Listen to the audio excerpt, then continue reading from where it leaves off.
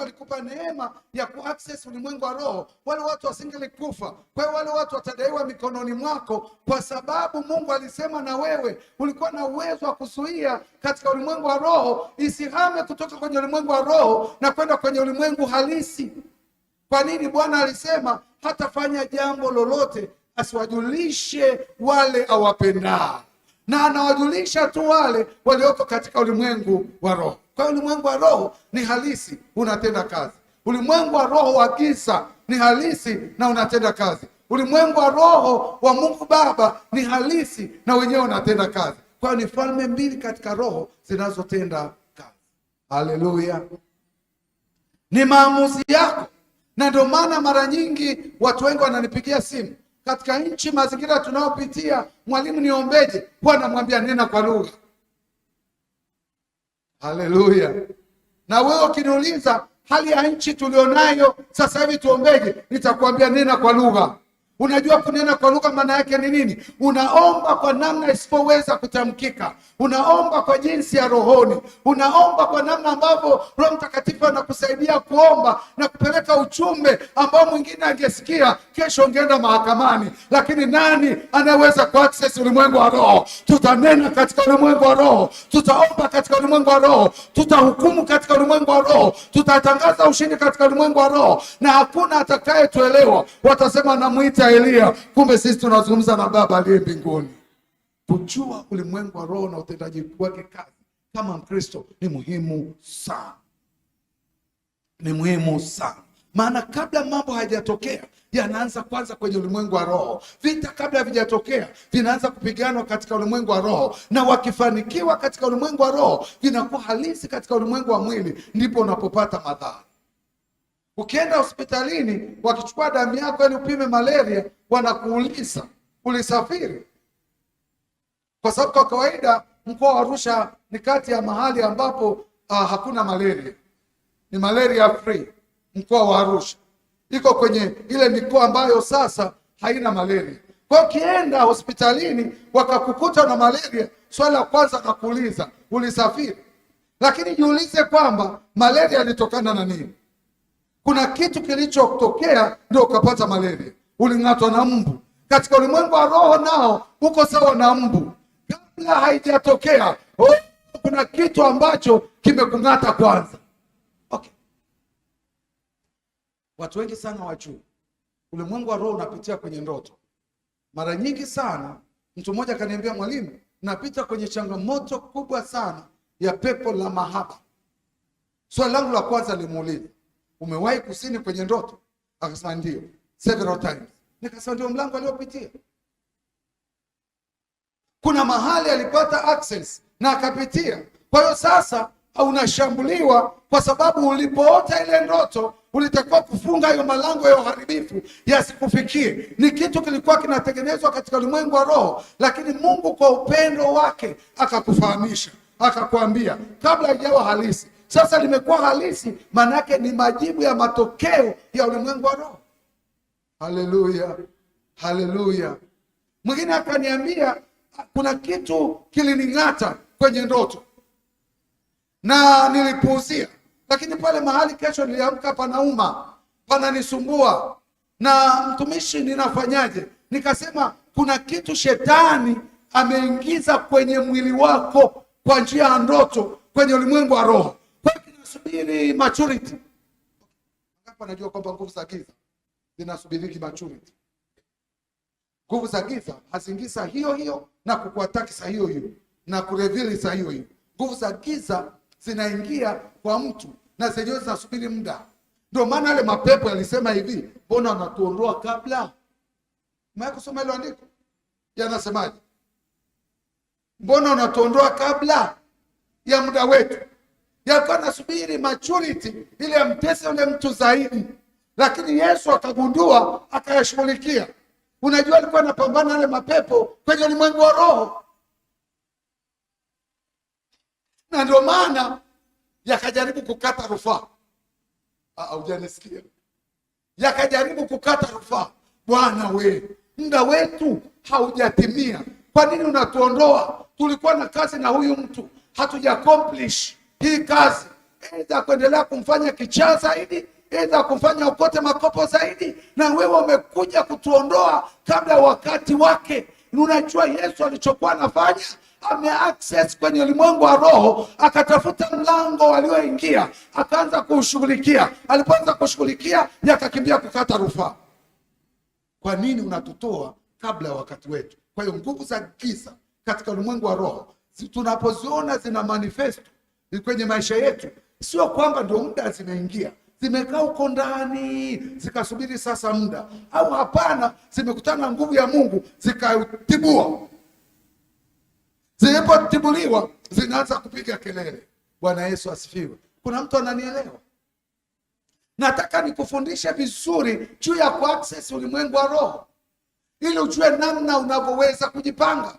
Ulimwengu wa roho, nafsi ya mtoto wako inaweza kuchukuliwa, ukabaki na mwili kule nyumbani, nafsi haipo. Okay, wangapi wamewahi kusikia, sijui huku mjini sijawahi kusikia, lakini wangapi wamewahi kusikia mtu huyu amechukuliwa msukule? Kinachochukuliwa ni nini? Kwenye nini? Kwenye ulimwengu wa roho. Sitakaa nisahau mwinjilisti, nilikuwa nahubiri kule Tanga.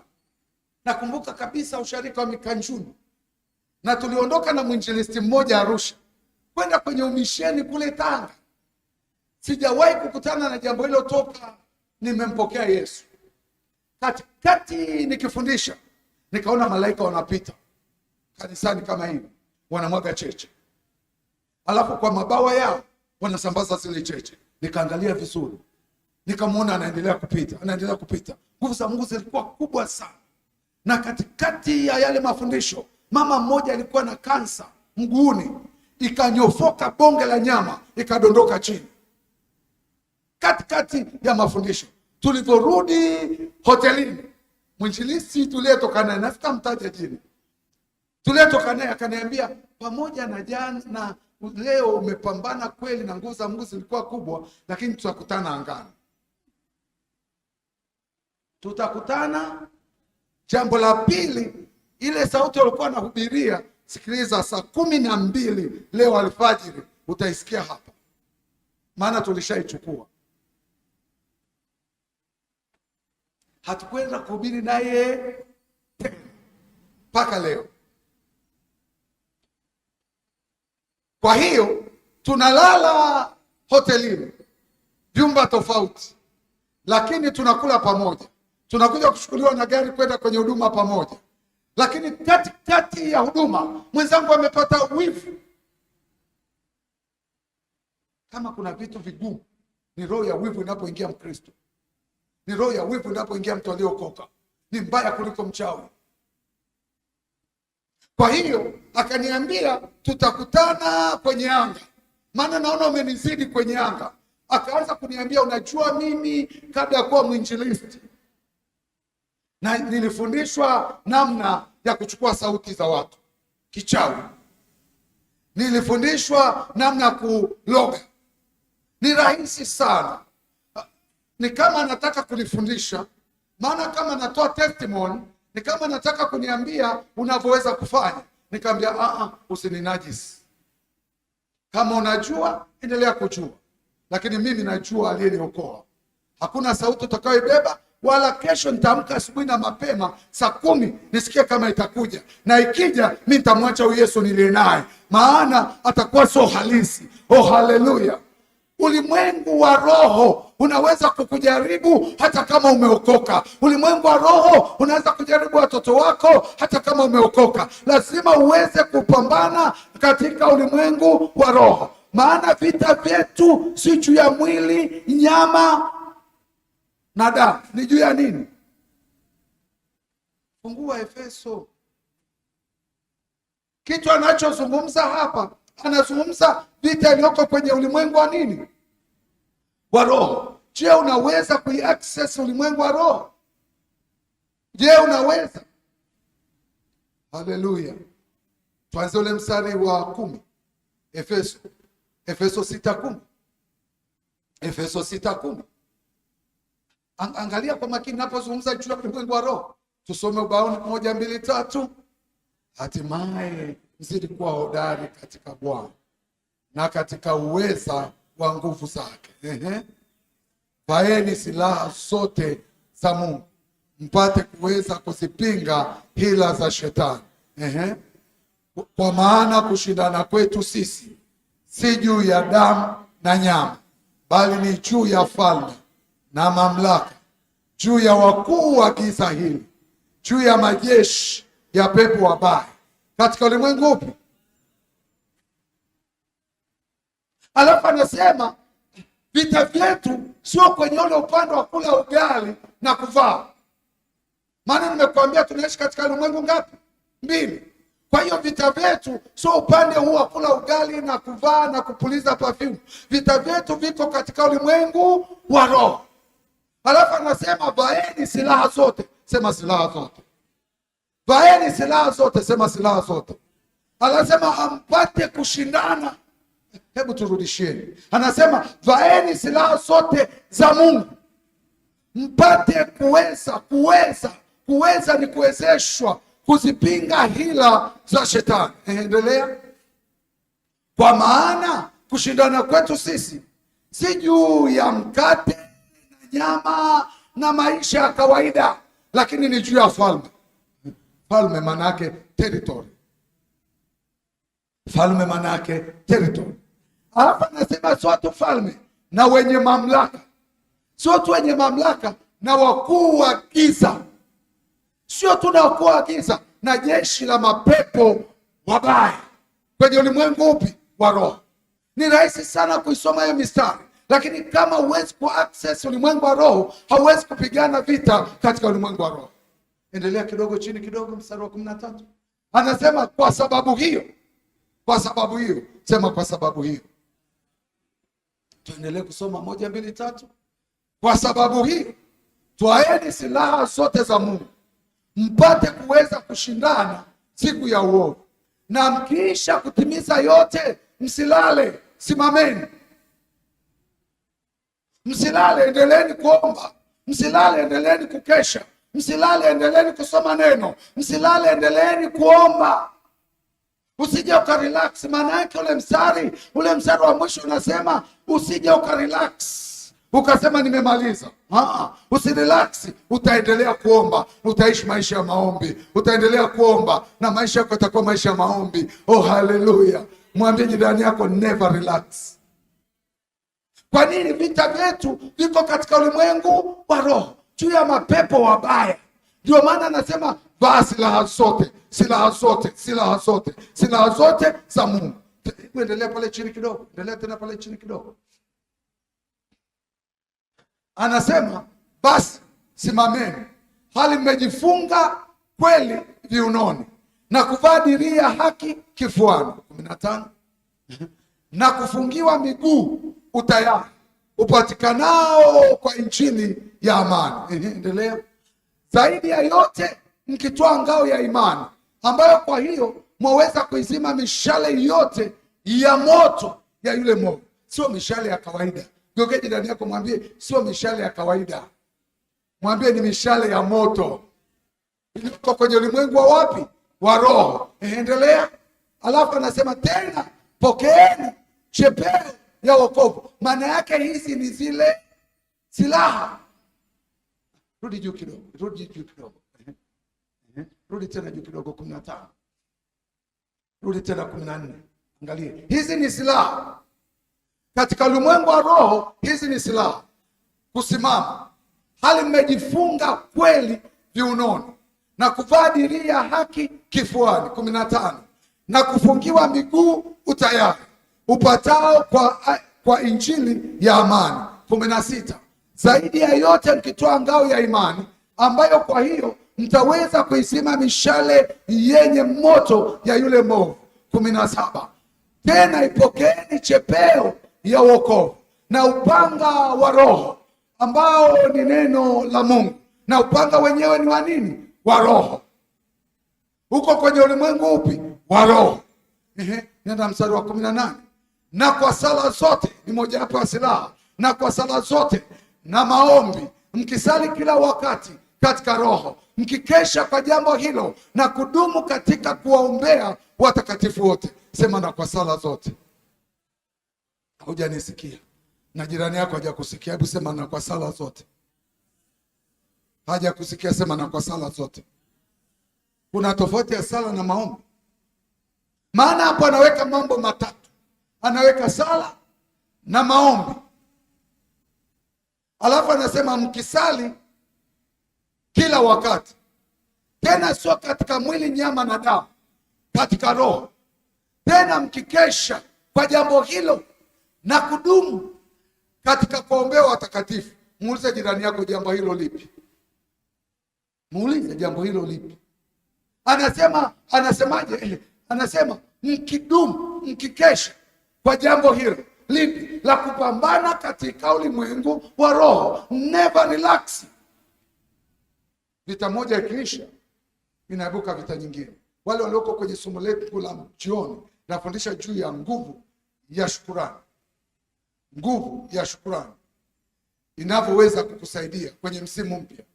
Kwa hiyo nguvu ya shukrani inaweza kukusaidia kwenye msimu mpya kama unaweza kupambana vizuri katika sala zote, mkidumu katika kuombea watakatifu. Lakini anasema mkikesha kwa jambo hilo lipi? La kuendelea kuomba, la kuendelea kudumu kwenye maombi, la kuendelea kuwa mtakatifu, la kuendelea kusimama na Mungu, la kuendelea kuhakikisha kwamba Bwana yuko upande wako siku zote. Angalia mambo yafuatayo. Jambo la kwanza, hakikisha Mungu Baba yuko upande wako. Haujanisikia? Hakikisha kila mara na kila wakati Mungu Baba yuko upande wako. Mgeukie jirani yako, mwambie, una uhakika Mungu Baba yuko upande wako? Maana unaweza ukawa umeokoka lakini bado Mungu Baba hayuko upande wako. Kuna kila mara natoa mfano huu ambao nilikutana nao hospitalini. Nilienda kumwombea mtu hospitalini, alafu nikamuuliza, umeokoka? Akasema ndio, nimeokoka. Nikamwambia ni vizuri. Akaniambia siwezi kuacha wokovu kwa sababu yule mchungaji aliyenipa sala ya toba aliniambia nikiacha mapepo atanirudia. Kwa hiyo yeye Bwana kwake sio kitu, anaogopa mapepo yasije akamrudia. Mweze jirani yako, umeokoka? Unampenda Yesu? Kwa sababu ipi unampenda? Unampenda kwa sababu ya mapepo aliyotolewa na ugonjwa uliokuwa nao ulipopona, kwa unaogopa ule ugonjwa asirudi tena, au kwa sababu Yesu ni Bwana na Mwokozi wa maisha yako? Kwa hiyo hakikisha Mungu Baba yuko upande wako siku zote za maisha yako. Ikifika saa vita, anapigana vita upande wako. Maana unajua Yesu ana majina mengi, anaitwa jemedari wa vita. Inategemea Yesu kwako ni nani na unamhitaji kwa wakati gani na kwa sababu ipi. Ukiwa mgonjwa, ni tabibu wa karibu. Kwa hiyo ukiwa mgonjwa, yeye anakuja kama tabibu. Ukiwa na njaa, yeye ni mkate. Ukiwa na kiu, yeye ni maji. Ukipita katikati ya vita, yeye ni jemedari wa vita. Anaweza kusimama na kupigana, na upanga wake unakata kuwili. Haleluya! Yesu kwako ni nani? Hakikisha yuko upande wako ili uweze kuaccess ulimwengu wa roho. Jambo la pili, hakikisha Mungu Mwana yuko upande wako. Mungu Mwana. Kuna watu wengi sana wanataja jina la Mungu, lakini sio watu wengi sana wanataja jina la Yesu. Hata ukienda kwa mganga anasema Mungu atakusaidia, itategemea Mungu yupi, wa herufi kubwa au herufi ndogo, maana wote miungu. Lakini hautamsikie akisema Yesu atakusaidia, maana tumepewa jina lipitalo majina yote, nalo ni jina la Yesu. Kila ulimi utakiri na kila goti litapigwa. Na hiyo nguvu tulipata kwenye msalaba, ambao kwa wanaopotea msalaba kwa ni upuzi, lakini kwetu sisi tunaokolewa ni nguvu ya Mungu. Kwa hiyo utaona namna ninavyozungumza ku-access ulimwengu wa roho. Ulimwengu wa roho kuna vita, lazima ujue namna ya kupigana na kusimama. Bwana Yesu asifiwe. Kwa hakikisha Yesu yuko upande wako. Yeye ni jemedari wa vita, na akija kwako inategemea anajiintroduce kwako kama nani, kila mara, kila wakati. Maana sio lazima Yesu uliokuwa naye jana awe Yesu wa leo. Yesu wa leo ni mpya, aweza kukukusha kwenye changamoto ya leo ulionayo. Haleluya. Yesu wa jana hawezi kukusaidia. Okay. Nimekutana na Yesu miaka mingi sana sasa iliyopita. Sio kidogo, mingi. Lakini siwezi kujisifia Yesu niliyekutana naye miaka 40 iliyopita. Ninamtafuta Yesu aliye mwamba na mwokozi wangu wa leo, awezaye kunisaidia leo, anayenivusha leo. Yesu kwako ni nani? Kila mara anajintroduce kwa upya kwenye maisha yako. Unapopita kwenye bonde la uvuli wa mauti, anakuja kwako yeye akiwa mchungaji. Akiwa mchungaji. Anasema Bwana ni mchungaji wangu, sitapungukiwa na kitu. Katika majani mabichi hunilaza, kando ya maji ya utulivu huniongoza. Nijapopita katika bonde la uvuli wa mauti, sitaogopa mabaya. Kwa nini? Yuko pamoja na mimi. Watakaponiandalia meza watesi wangu, mimi atanipaka mafuta ya upako. Katikati ya meza ya watesi atanitia mafuta kichwani. Nitavuka katikati ya hao watesi. Kwa nini? Sio mimi, kuna anointing ya Mungu iko juu yangu wakati wameniandalia meza. Haleluya. Yesu kwako ni nani leo? Je, aweza kukusaidia? Je, aweza kukuvusha? Haleluya. Jambo la tatu, hakikisha Roho Mtakatifu yuko upande wako. Yeye ni mwalimu. Yeye anatueleza juu ya haki na hukumu. Yeye anaweza kutueleza habari ya mambo yajayo. Yeye anaweza kutukagua. Yeye anaweza kutuangalia. Yeye anaweza kuona udhaifu ulioko ndani yetu. Yeye anaweza kutufundisha. Yeye anaweza kutuonya. Yeye anaweza kutukaripia. Tena Roho Mtakatifu ni good monitoring. Maana hata ukitaka kufanya kitu kisicho sawa, yeye anakuja kwa upole na kukuonya. Na atakuonya mara ya kwanza, mara ya pili, mara ya tatu. Akiona hujamsikia, anaondoka zake. Maana Roho Mtakatifu usije ukamtia kasirani. Ukimtia kasirani, anaondoka zake. Haleluya. Na mara zote anakuja kwetu. Anakuja kwenye ulimwengu upi? Wa roho. Kuna mtu mmoja ananielewa? Kuna mtu mmoja ananielewa? Haleluya. Haleluya. Hebu fungua Danieli 4 mstari wa 26. Danieli 4 mstari wa 26. Nikuonyeshe kitu kimoja pale nimalize leo. Danieli 4:26. Danieli 4:26. Macho ubaoni, 1, 2, 3. Na kwa kuwa aliamuru ukiacha kisiki cha shina lake, ufalme wako utakuwa imara kwako, baada ya wewe kujua kuwa mbingu ndizo zinazotawala. Nataka uangalie upate kujua mbingu ndizo zinazotawala. Katika ulimwengu wa roho, wanaotawala ni waombaji. Hebu sogea mstari unaofuata. 1, 2, 3. Kwa sababu hiyo, mfalme, shauri langu lipate kibali kwako, ukaache dhambi zako kwa kutenda haki, ukaache maovu yako kwa kuwahurumia maskini. Huenda ukapata kuzidishiwa siku zako za kukaa katika raha. Nisiyakwambia chochote. Lakini hebu nenda Danieli 5:28. 28. Tupeleke 28. 5:28. 1, 2, 3. Peresi, ufalme wako umegawanyika, nao wamepewa Wamedi na Wajemi. Unajua aligawanyikia wapi? So unajua aliambiwa mene na maana yake ilikuwa ni katika ulimwengu wa roho. Ndio maana waliitwa wachawi wote wakashindwa kusoma. Hawakuweza ku access ulimwengu wa roho. Lakini angalia, anakuja mtu wa Mungu Daniel, anaanza kumtafsiria mfalme. Anamwambia mfalme, Peresi, maana yake ufalme wako umegawanyika. Maana yake ukiwa muombaji, ukisimama vizuri na Bwana, Bwana atakupa kujua lugha za kwenye ulimwengu wa roho ambazo wengine hawawezi kujua, wachawi hawawezi kujua. Kwa hiyo anamtafsiria, anaambia wewe mfalme, Peresi maana yake ufalme wako umegawanyika, nao wamepewa Wamedi na Wajemi. umegawanyika vipande vipande, haupo tena. Hiyo ni 28. Nenda 26, 5 rudi 26, 5 hiyo. Anasema na tafsiri ya maneno haya ni hii, mene. Tumaliziage basi 1, 2, 3 tusome. Na tafsiri ya maneno haya ni hii, mene. Mungu ameuhesabu ufalme wako na kuukomesha.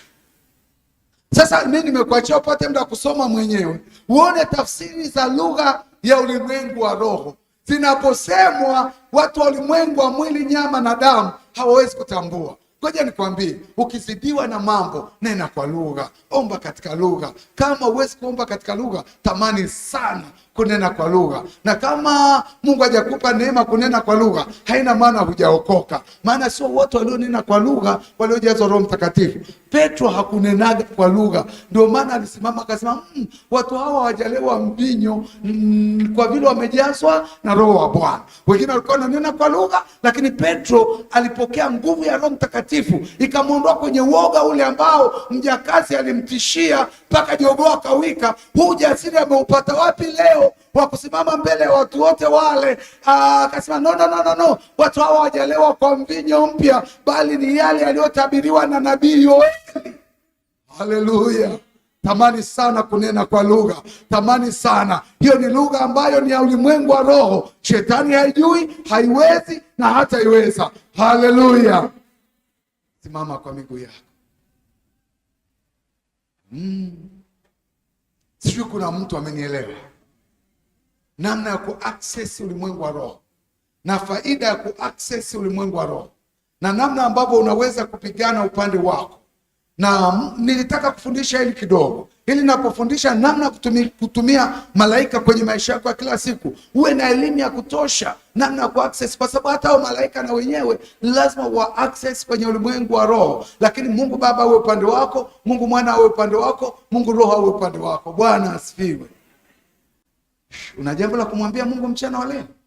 Hebu paza sauti yako mbele za Bwana. Kila mmoja aombe. Kila mmoja aombe, kila mmoja aombe, na Roho Mtakatifu amsaidie kuweza kuaccess katika ulimwengu wa roho. Baba, katika jina la Yesu Kristo wa Nazareti mliye hai, sisi ni watoto wako. Katika mchana huu wa leo tunakuja mbele zako na mbele za kiti chako cha neema na rehema. Kila mmoja wetu mahali hapa alipo anayo mahitaji yake, anayoleta mbele zako katika saa na muda huu wa mchana. Kila aliyekuja hapa anatamani Mungu ukutane na haja yake, ukutane na maisha yake. Nasi tunakuja kwako katika jina la Yesu na kwa damu ya Yesu. Mchana wa leo tunakusihi Bwana, tupe neema ya kukisogelea kiti chako cha neema na rehema. Tupe neema ya kusogelea madhabahu yako katika ulimwengu wa roho. Tupe neema ya kutafuta uso wako katika ulimwengu wa roho. Tupe neema ya kutuachilia lugha na kunena kwa lugha juu ya maisha yetu kwa jina la Yesu. Tupe kuyatambua mafumbo ya siri ya ufalme wa Mungu. Tupe neema ya kutambua ulimwengu wa roho unavyofanya kazi,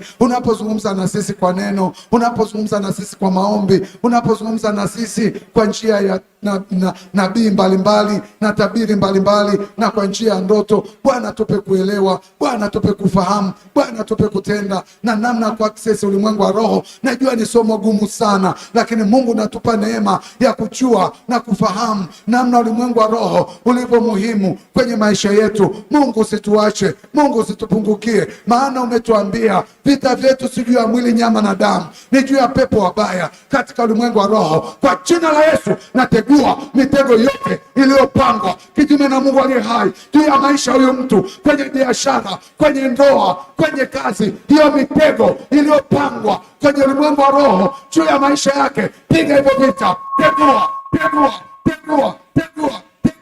katika ulimwengu wa roho. Pangua hiyo mipango. Hebu fanya vita kidogo, hebu fanya vita kwenye ulimwengu wa roho. Iko mipango. Mungu hawezi kuachilia hili somo kwa bahati mbaya. Mipango yoyote iliyopangwa kinyume na Mungu aliye hai juu yako kwenye ulimwengu wa roho, tunapangua hiyo mipango. Iwe ni sumu, iwe ni ajali, iwe ni magonjwa, tunapangua.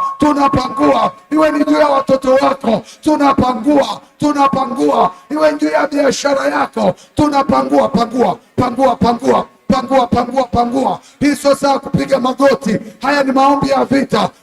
Simama, ukitaka kutembea tembea kidogo. Fanya vita, fanya vita kwenye ulimwengu wa roho. Fanya vita juu ya kila mpango unaosimama kinyume na Mungu aliye hai. Kwenye ulimwengu wa giza, kwenye ulimwengu wa giza wamepanga mpango wa kukuangamiza. Wamepanga mpango kabla mwaka hujaisha uangamie. Pangua, pangua, pangua. Yes, endelea. Endelea kidogo, endelea kidogo, endelea kidogo, endelea kidogo. Simama na nabii Isaya 7:7. Hiyo mipango haitasimama, hiyo mipango haitakuwa, hiyo mipango haitasimama, hiyo mipango haitakuwa. Tunaibatilisha kwenye ulimwengu wa roho, tunaiangusha, tunaiondosha kwenye ulimwengu wa roho, juu ya afya yangu, juu ya mke wangu, juu ya watoto wangu, juu ya mume wangu, juu ya biashara yangu, juu ya watoto wangu wa kike, juu ya watoto wangu wa kiume. Ninabomoa huo mpango, hautasimama, hautakuwa. Nami ninatangaza mene mene, mene mene, Tekeli na Peresi, huo mpango umefitinika, huo ufalme umedondoka, hautasimama tena, hautakuwa tena, katika jina la Yesu.